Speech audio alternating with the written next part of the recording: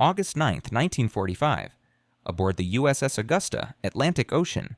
The ocean air was surprisingly cool, even in August. President Harry S. Truman, a man who just 4 months prior had been a haberdasher from Missouri, stood on the deck of the cruiser, staring out at the vast, indifferent expanse of the Atlantic.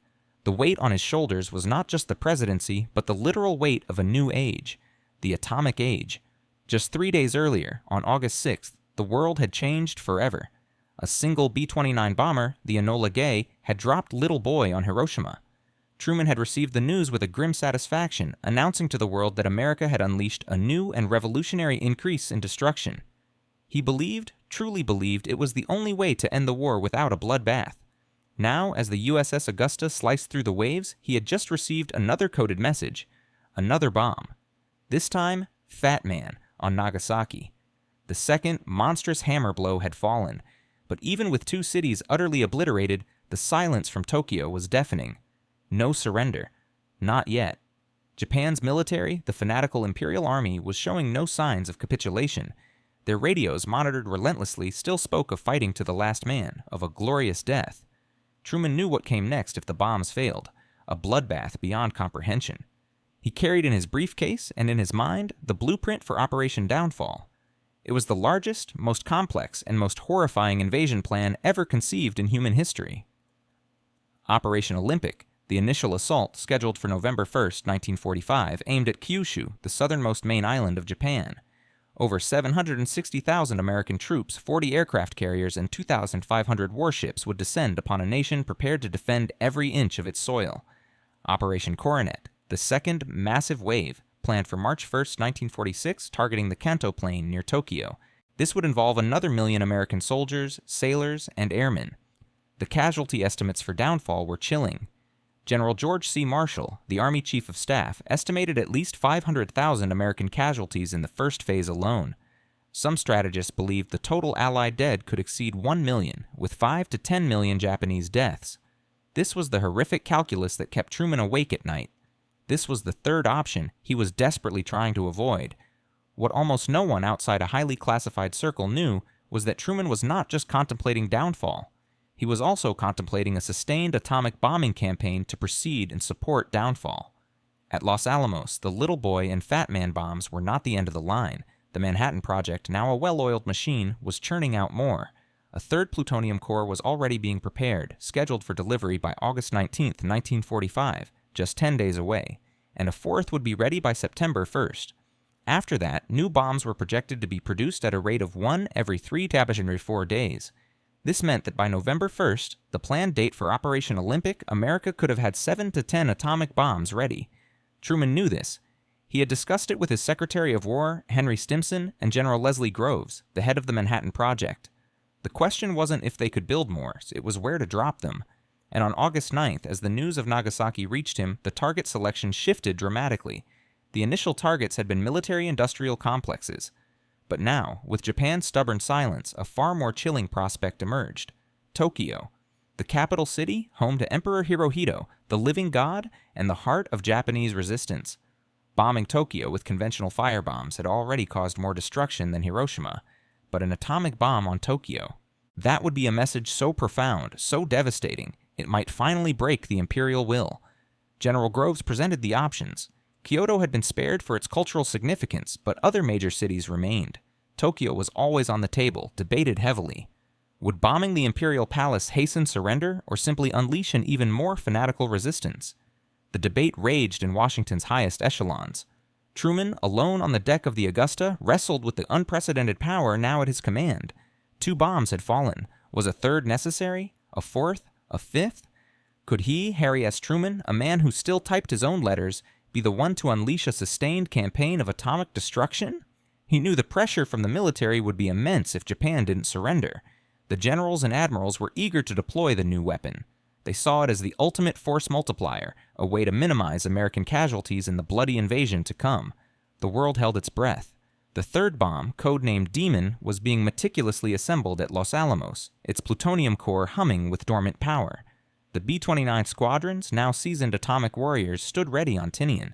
The stage was set for a terrifying escalation. Only one thing could stop it now, an intervention from the Imperial Palace itself. Truman knew, with a certainty that chilled him to the bone, that if Hirohito did not act, the world was about to witness not just 2 atomic attacks, but a cascade of unimaginable destruction. August 10, 1945. Tokyo, Japan, an underground bunker beneath the Imperial Palace. While President Truman wrestled with his conscience and his generals, the leaders of the Empire of Japan met in a sweltering, smoke-filled bunker. The air was thick with the smell of sweat, stale tea, and a profound, suffocating sense of disbelief. They had just endured the unendurable. 2 cities, Hiroshima and Nagasaki, had been vaporized. One by a uranium bomb, one by a plutonium bomb. The Americans, it seemed, had an endless supply of these apocalyptic weapons. But the men who truly ran Japan, the Big Six, the Supreme Council for the direction of the war, were not civilians. They were military men, samurai, bound by a code of Bushido that viewed surrender as the ultimate, unimaginable dishonor. Prime Minister Kantaro Suzuki, an old, weary admiral, presided over the meeting. He and the civilian ministers understood the war was lost. They, and most importantly, Emperor Hirohito, were looking for a way out. They were blocked by one man, General Korochika Anami, the Minister of War. Anami was the embodiment of the Imperial Japanese Army. He was rigid, powerful, and utterly fanatically committed to the glorious death of 100 million. "Surrender is impossible," Anami stated, his voice a low, hard growl. He was not shouting. He was stating a fact. The Americans have their new bomb. It is terrible, yes, but what of it? It is no different than the firebombings that have already destroyed Tokyo. The Kokutai, the imperial system, the national soul, is what matters. We cannot surrender it. He was not just posturing. He was advocating for Operation Katsugo. This was the Japanese equivalent of downfall, their plan for the decisive battle. It was a national suicide pact. Katsugo was not a plan for victory. It was a plan for slaughter. The Japanese military had correctly predicted exactly where the Americans would land, southern Kyushu, and they were waiting. They had amassed 14 divisions, over 900,000 elite, fresh troops, and moved them to Kyushu. They had 10,000 aircraft, many of them crude, wooden trainers, but now refitted as kamikaze planes. They had 4,000 shinyo, or suicide boats, small plywood motorboats packed with 600 pounds of explosives, crewed by teenagers, ready to ram the American transports. And most terrifyingly, they had the Kokumin Gyu Sentotai, the Patriotic Citizens Fighting Corps. This was the entire civilian population. 28 million men and women, old men and young boys, had been drafted. They were not given rifles. They were given sharpened bamboo spears. They were given muzzle-loading muskets from the 18th century. They were taught how to strap explosives to their own bodies and roll under American tanks. This was the fatal mistake the Japanese admirals at Pearl Harbor had made. They had, as Admiral Yamamoto had reportedly warned, awakened a sleeping giant. But now, the Japanese military was making a second fatal mistake. They were betting that the stubborn farm boys from America, the shopkeepers who loved chocolate and nylon stockings, would not have the stomach for this kind of brutal, fanatic, total war. "They will land," General Anami argued in the bunker, "and we will bleed them. We will inflict 1 million casualties. We will break their will. They will be the ones who sue for peace. We must fight. One final, glorious battle." This was the mindset Truman was up against. It was a logic that was immune to reason, immune to bombing, and seemingly immune even to atomic weapons. The military was in control. In the middle of this heated, deadlocked debate, a runner brought in a new intelligence report. The Soviet Union, which had been neutral, had just declared war. 1 million Soviet troops were, at that very moment, pouring into Manchuria, annihilating the Japanese Kwantung Army. For the civilian ministers, this was the final nail in the coffin. They were now being attacked by everyone. For General Anami, it changed nothing. "This only makes the Katsugo in the homeland more important," he declared. The meeting was a stalemate. The Big Six were split, 3-3. The military would not budge. The war would continue. And back at Los Alamos in the New Mexico desert, the scientists of the Manhattan Project were not celebrating. They were working. The Demon Core, the third plutonium core, the heart of the next atomic bomb, was being readied. It was scheduled to be shipped to Tinian Island on August 12th, to be ready for use against Japan by August 19th or 20th. General Groves and his team, the men who had built the bombs, were already in discussions with General Carl Spaatz, the commander of the Strategic Air Forces. The target list was being reviewed. Kokura, the original target for the Fat Man bomb, which had been obscured by clouds, was back at the top. But the big one, the one everyone was now talking about in hushed, grim tones, was Tokyo. The military argument for bombing Tokyo was brutal and simple. The Japanese military was holding the emperor hostage, using his divine status as a shield. The only way to break the military's will was to prove to them that their emperor was not divine, that he was just as vulnerable as everyone else. A single atomic bomb, detonated over the imperial palace, would end the debate and the war in an instant. The argument against it was just as strong. Killing the emperor might not make them surrender. It might make them fight forever, a nation of 70 million leaderless, fanatical, suicidal soldiers. This was the debate raging in Washington. Truman, still on the Augusta, was sailing home to a decision that no man in history had ever faced. It was no longer, should we drop the bomb? It was now, should we drop the third bomb, and the fourth, and the fifth? How many cities must be sacrificed to prevent the 10 million casualty bloodbath of downfall? The ghost bombs, the 7 atomic weapons being readied for the invasion, were no longer a theory. They were the plan, and the clock was ticking. August 10th, 1945, a.m. The Imperial Bunker, Tokyo. The meeting of the Big Six, from Part 2, had been a complete catastrophic failure. General Anami, the Minister of War, and his military contingent were immovable, their fanaticism a shield against the reality of 2 incinerated cities and the new Soviet invasion. The council remained deadlocked, 3-3. The war, by all official measures, would continue. For Prime Minister Kantaro Suzuki, the 78-year-old admiral, this was the end of the line. He knew General Anami. He knew the army. They would never yield. They would sacrifice the entire nation, 70 million people, on the altar of Bushido. They would fight with bamboo spears until the last child was dead. Suzuki, a moderate who had secretly wanted peace for months, had one last, desperate, and stupid card to play. It was a move that was, in its own way, as shocking as the atomic bomb. It was a breach of 1,000 years of sacred tradition. He decided to ask the emperor to speak. This was never done. The emperor, Hirohito, was a living god, the Tenshi. He was not a politician. He was a symbol, a divine presence. He was supposed to reign, but not rule. He would sit, shrouded and silent, at imperial conferences, but he would never intervene. The government was supposed to guess his divine will and act, but Suzuki knew that guessing was no longer enough. The military was guessing that he wanted a glorious death. The civilians were guessing he wanted peace.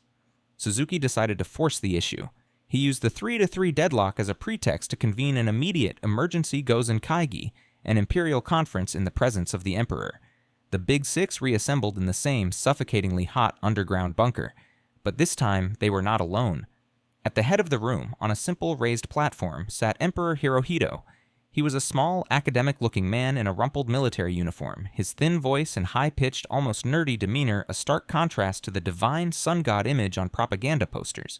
He was, by all accounts, terrified. Prime Minister Suzuki opened the meeting. He formally presented the 3-3 deadlock. Then, one by one, the military leaders stood to speak, not to Suzuki, but at their silent god. General Anami, his voice thick with emotion, his eyes burning, gave a final, passionate plea for Ketsugo.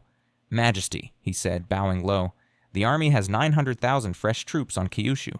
We have 10,000 kamikaze. We have the Kokumin Giyu Sentotai. Yes, the Americans have a new and terrible bomb, but we do not know that they have more. We do not know that their will can withstand the river of blood that will flow on the beaches of Kyushu. To accept the Potsdam Declaration, the Allied demand for unconditional surrender, is to destroy the Kokutai. It is to end Japan. It is an impossible, dishonorable choice. I beg you, let us fight. One last, glorious battle. Let us die with honor." It was a powerful, compelling argument, rooted in a code that had governed their nation for centuries. Then the civilian spoke. Foreign Minister Togo, his face pale, argued that the Kokutai was already lost if the nation itself was annihilated. The people, he argued, cannot endure another atomic bomb. They cannot endure a Soviet invasion. There will be nothing left to defend. The debate raged for 2 hours. It was the same agonizing, unbreakable stalemate. 3-3. The room fell silent. The only sound was the whir of a single electric fan, uselessly pushing the hot, smoky air around the bunker. No one knew what to do. Tradition dictated that the meeting must end, deadlocked. The war would continue. And back in New Mexico, the Demon Core, the third atomic bomb, was being readied for its August 12th shipping date. The B-29s on Tinian were being prepped. The ghost bombs were in the pipeline. Prime Minister Suzuki knew this was the last second of Japan's existence. He stood up, He was an old, frail man, his back bent. He walked to the center of the room, turned away from the council, and faced the emperor's platform. And he bowed, his head touching the floor. General Anami and the military leaders watched, their eyes wide with shock and horror. What was he doing? "Your Majesty," Suzuki's voice trembled, breaking the sacred protocol. "We have debated for hours. We cannot agree. Your government is broken. We humbly ask for your divine decision. Whatever your will, we will follow it." He had done it. He had forced the hand of a living god. He had dumped the entire, impossible weight of the war onto the small, stooped shoulders of Hirohito. The silence in the bunker was no longer just quiet. It was a profound, terrifying, religious void. General Anami was visibly shaking, his hand on his sword hilt, horrified at this breach of etiquette. And then the emperor spoke. His voice was high-pitched, reedy, almost academic. It was not the voice of a thunder god. "I have listened," Hirohito said, his voice hesitant at first, then gaining strength. "I have listened to all the arguments. I have, in fact, thought about this for a very long time." He paused and took a breath. "My opinion," he said, "has not changed from the last time I spoke." Anami's blood ran cold. He knew what this meant. "To continue the war, in this situation," the emperor continued, "can only mean the destruction of the nation. It will only bring more suffering to my people. I cannot bear to see my innocent people suffer any longer." He was now openly weeping. The living god was weeping in front of his generals. "Therefore," he said, his voice cracking, "I have concluded that we must bear the unbearable. We must accept the terms of the Allied Declaration." It was done. The word had been spoken.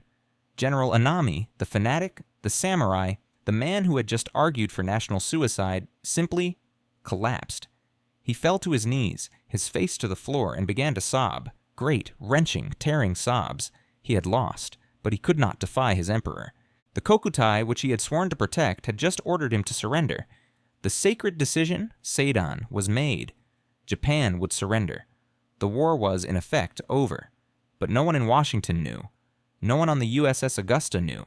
And no one in Los Alamos, who were at that very moment gently, carefully finalizing the assembly of the third atomic bomb, knew. The ghost bomb, the one destined perhaps for Tokyo itself, was still on schedule. The race was now against time, against a single, desperate radio message. August 10th, 14th, 1945, Tokyo and Washington, D.C. The emperor had spoken. The sacred decision was made. For Prime Minister Suzuki and the civilian government, the war was over. But for the Japanese army, the war was just entering its most dangerous, convulsive, and fanatical phase. The news of the emperor's decision to bear the unbearable and accept surrender leaked from the bunker and spread through the ranks of the war ministry like a chemical fire. The senior generals, like Anami, were shattered, caught in an impossible paradox. Their Bushido code forbade surrender, but their divine emperor had just commanded it.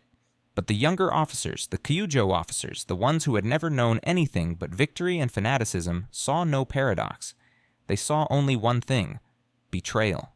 They believed their living god had been taken hostage, poisoned by the defeatist civilians, Suzuki, Togo, and the other cowards who were staining the nation's honor. In the center of this firestorm was Major Kenji Hatanaka, a 33-year-old staff officer at the War Ministry. He was a true believer, a man who saw the atomic bombs not as a reason to surrender, but as a reason to fight harder, to inflict a glorious spiritual revenge upon the barbarians.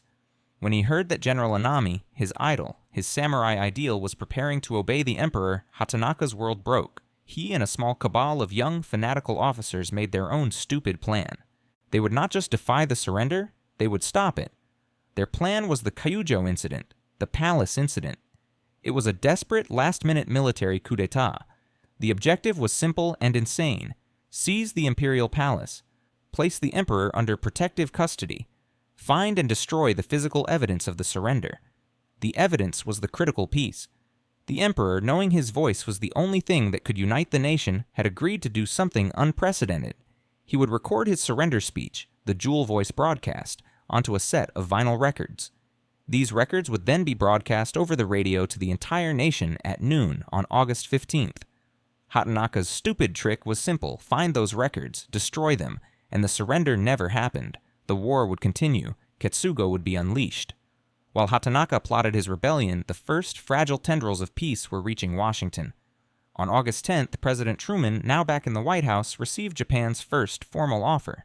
It was not unconditional, The message, sent through neutral Switzerland, stated that Japan would accept the Potsdam Declaration, on the one condition that the prerogatives of His Majesty as a sovereign ruler were not compromised. The Allied cabinet flew into a furious debate. "It's a trick," snapped Secretary of State James Burns. "They're trying to keep their God King. They're trying to keep the very system that started this war. Unconditional. It must be unconditional." But Secretary of War Henry Stimson, the man who had overseen the entire Manhattan Project, was more pragmatic. He, like Truman, was staring at the horrifying butcher's bill of Operation Downfall. "Mr. President," Stimson argued, "if this one single condition, letting them keep their emperor, even as a puppet, is the only thing standing between us and an invasion that costs 1,000,000 American lives, is it not a condition we should accept?" Truman was torn. He hated the emperor. He saw him as a war criminal, but he was a pragmatist. He wanted the war over. The military, however, was still on a war footing. General George C. Marshall, the Army Chief of Staff, gave his cold, hard, tactical advice. "This is a stall tactic. They are using this time to reinforce Kyushu. We must not stop. We must continue the bombing, and we must proceed with all preparations for downfall." This was the key. The negotiations had started, but the war had not stopped.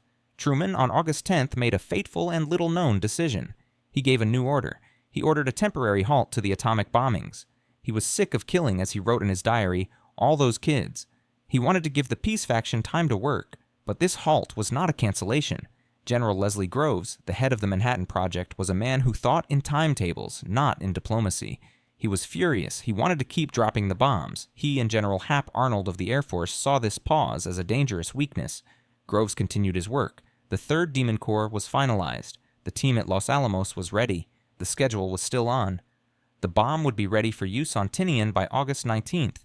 The ghost bombs, the 4th, 5th, 6th, and 7th, were still in the production pipeline, still scheduled to be ready for the November 1st invasion of Kyushu. The entire American war machine was still rolling inexorably toward Operation Downfall. Night of August 14th, 1945, Tokyo. The race was on. The Emperor had just finished making the recording. The 2 precious, fragile vinyl records containing the Gyokuan Hoso, the jewel voice, were hidden by a loyal chamberlain in a small, unmarked office in the labyrinthine Imperial Household Ministry inside the palace grounds. At 9:30 p.m., Major Hatanaka and his rebels launched their coup. They stormed the palace gates. They found and murdered Lieutenant General Takeshi Mori, the commander of the 1st Imperial Guard Division, shooting him in his office when he refused to join them. They forged Mori's signature, issuing fake order number 584, which commanded the Imperial Guard to seize the palace, disarm the traitors, and protect the Emperor. The suicide plan was in motion. At 01 a.m., the Imperial Palace was in the hands of the rebels. Hatanaka, his eyes wild, his pistol drawn, led a team of soldiers into the Imperial Household Ministry. They were the supermen, the farm boys of the samurai class. They began to ransack the building. They were tearing offices apart, ripping open safes, throwing papers, smashing furniture. They were hunting for 2 vinyl records. The entire fate of the war, the lives of the 1,000,000 men destined for Operation Downfall, and the existence of the 7 ghost atomic bombs, now depended on whether a group of fanatical soldiers in a dark, unfamiliar palace could find a box in a closet. Night of August 14th, 15th, 1945, the Imperial Palace, Tokyo. The hunt was on. Major Kenji Hatanaka, his face a mask of sweat and furious determination, was a man possessed. He and his rebel soldiers, empowered by the fake order number 584, were tearing the Imperial Household Ministry apart.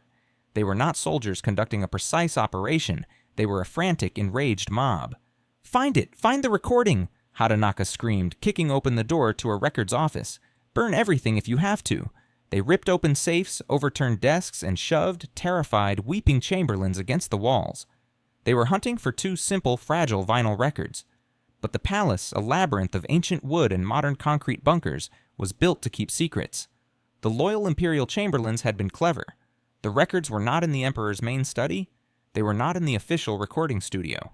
Yasuhide Fujita, the chief chamberlain, had taken the records, wrapped them in a simple cotton cloth, and hidden them in a small, unassuming locker, buried under a pile of his own personal papers and linens. It was a stupid hiding place, a farmer's solution, so simple, so mundane, that Hatanaka's men, looking for secret vaults and steel boxes, tore the office apart without ever looking inside the simple locker. The coup was failing, drowning in its own chaotic, paranoid energy. Hatanaka's men, who had seized the palace gates, were now getting confused. The Eastern District Army, which was supposed to support the coup, was catching on. General Shizuichi Tanaka, the army's commander, had heard about the murder of General Mori, and he was now himself driving to the palace to personally arrest Hatanaka.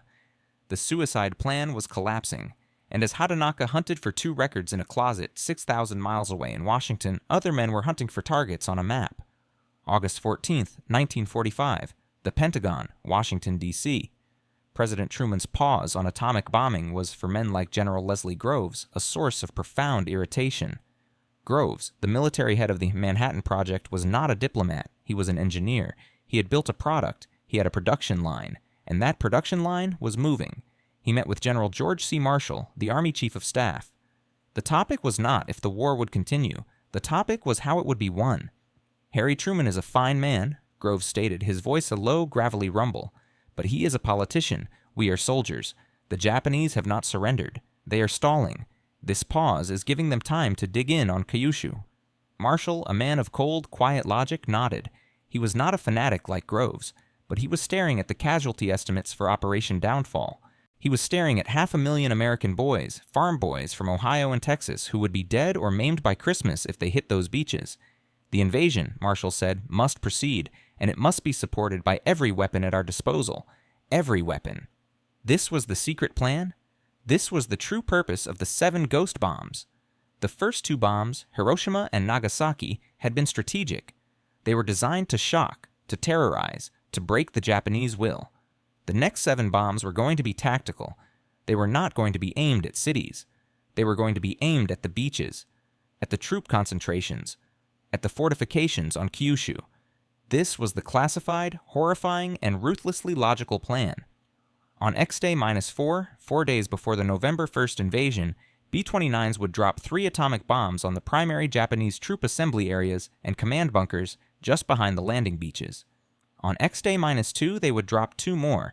On X-Day, the day the farm boys of the 1st Marine and 25th Infantry Divisions hit the beaches, they would drop 2 more, this time as airbursts, directly over the Japanese frontline defenses, timed to detonate just 30 minutes before the first landing craft hit the sand. The 7 ghost bombs were not a what-if. They were a core part of the Operation Downfall invasion strategy. They were to be used as battlefield artillery. They would clear the beaches, not just of men, but of everything, turning the Japanese Katsugo fortifications into radioactive, glass-lined craters. The American farm boys would not be charging into machine guns. They would be landing on the shores of a nuclear hell. The target list, Groves said, pushing a file across the table. For the next one, the one Hatanaka. The one we have ready for August 19th. Marshall opened it.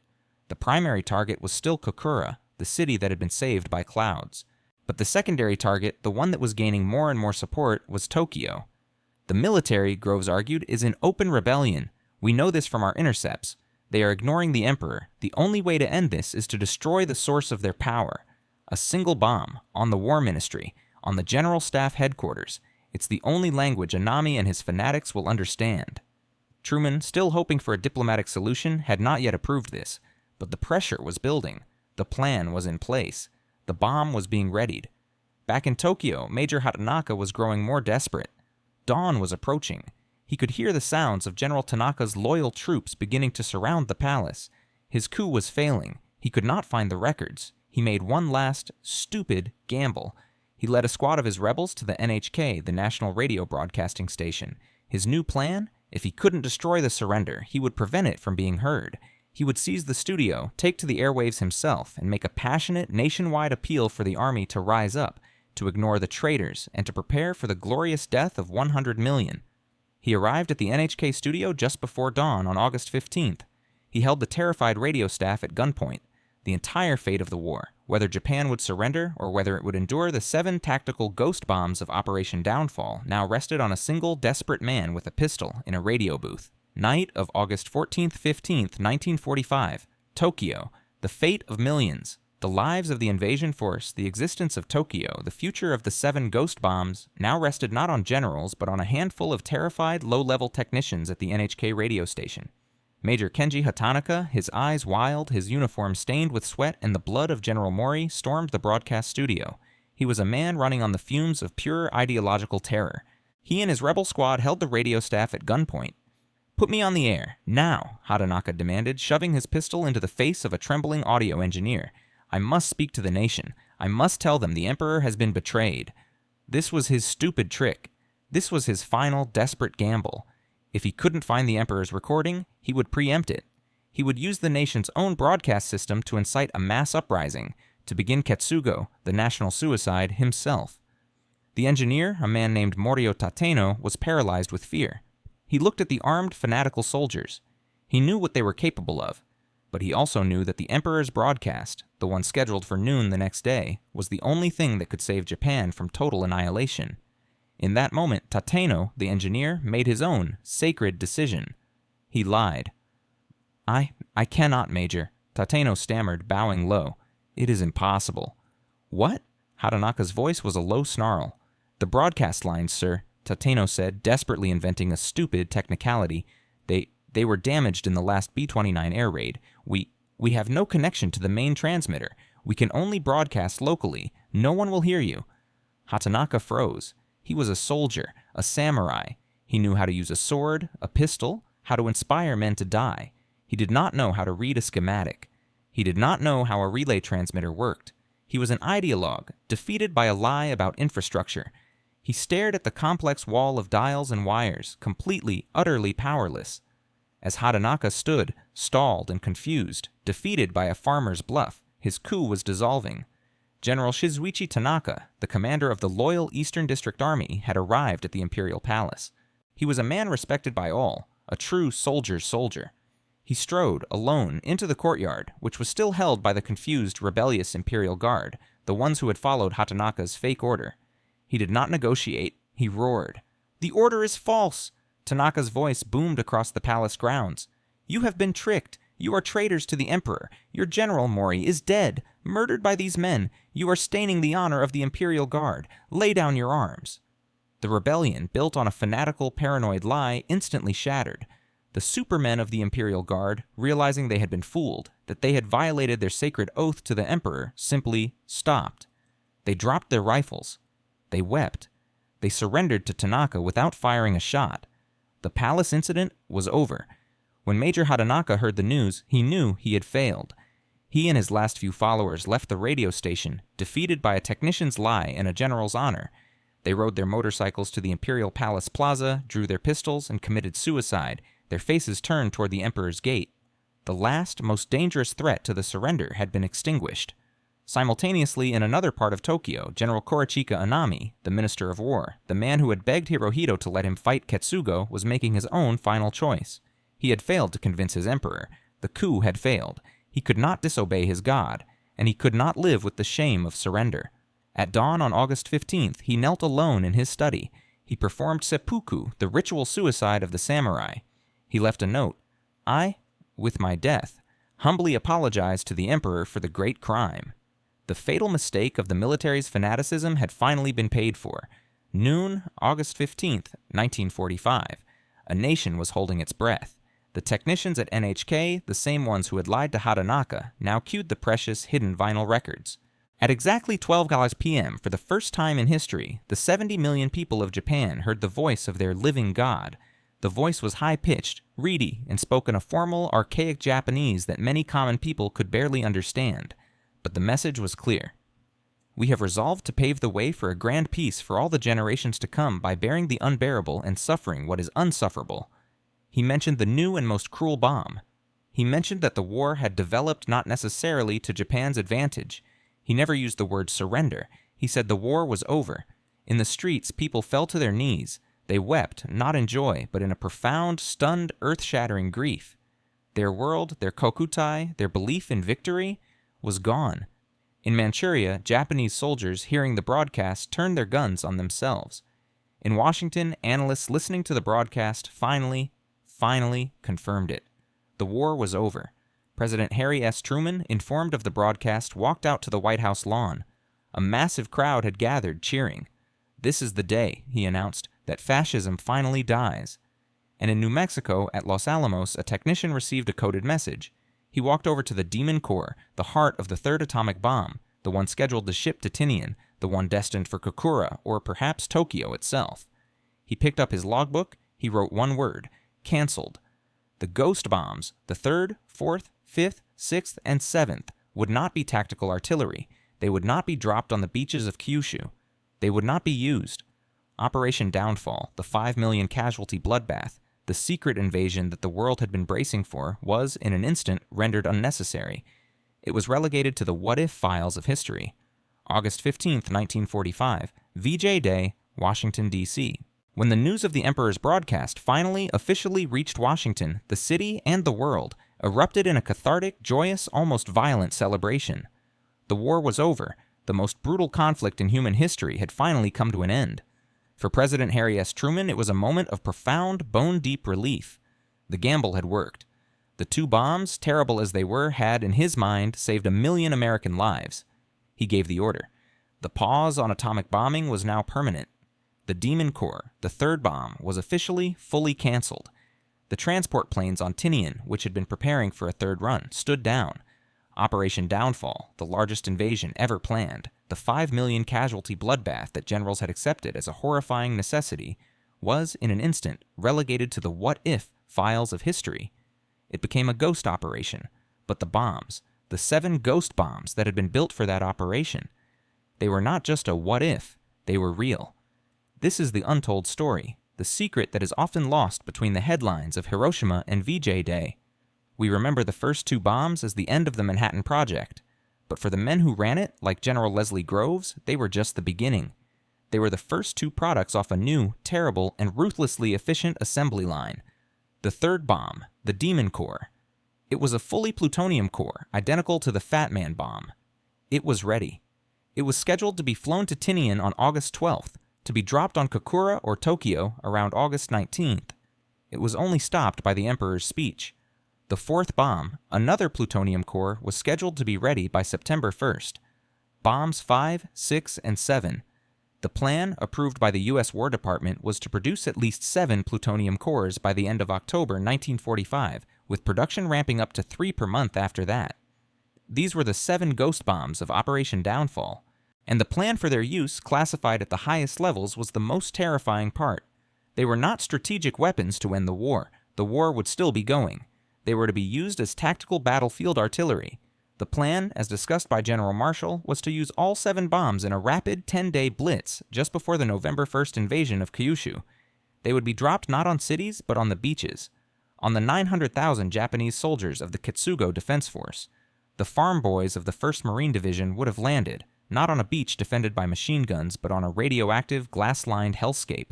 This was the future that the world was racing toward, a future of tactical nuclear warfare, and it was a future that was averted not by a single, simple decision, but by a cascade of improbable, stupid, and profoundly human events, all happening at the same time. It was averted because of Major Hatanaka's fatal mistake, his stupid coup, his failure to realize that a modern surrender was not a document, but a broadcast. It was averted because a terrified Japanese radio technician lied to a fanatic with a pistol, claiming his lines were down. It was averted because a handful of loyal chamberlains hid the fate of the world not in a vault, but in a mundane locker, a farmer's solution that Hatanaka's supermen never thought to check. And most of all, it was averted because one man, Emperor Hirohito, a man raised to be a silent god, found the human courage to do what his entire military command could not. He made the sacred decision. He chose to bear the unbearable. The 7 ghost bombs were never used. Their plutonium cores were eventually melted down, recycled, and placed into the new, terrifying Cold War arsenal. They became the unseen foundations of a new, different kind of conflict. But they remain. They remain a chilling, classified reminder of how close we came. We live in a world that was saved not by months or weeks, but by a margin of hours. We live in a history that was balanced on the knife's edge of a single vinyl record, hidden in a closet. The story of the 3rd bomb, and the 7 that would have followed, is the story of a future that didn't happen. A future of nuclear invasion that was stopped, not by a peace treaty, but by a failed coup and a single, desperate, 4-minute speech, broadcast to a weeping, shattered nation. So here's my question to you. We often talk about the what-ifs of history, but what is the biggest what-if moment you can think of? What one single decision, one stupid mistake, or one brave act do you think saved the world we know today? Let me know in the comments. I read every single one.